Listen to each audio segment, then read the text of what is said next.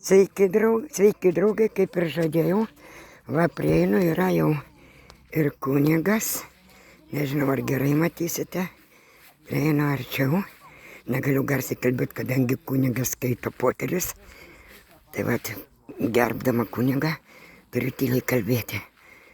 Nu, va žiūrėkite, kiek žmonių, mūsų bendrija susirinko visa, o matote, kiek daug yra.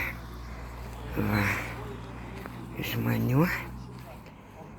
Nu, va čia kunigas skaito viską. Va lenkiškai kalba.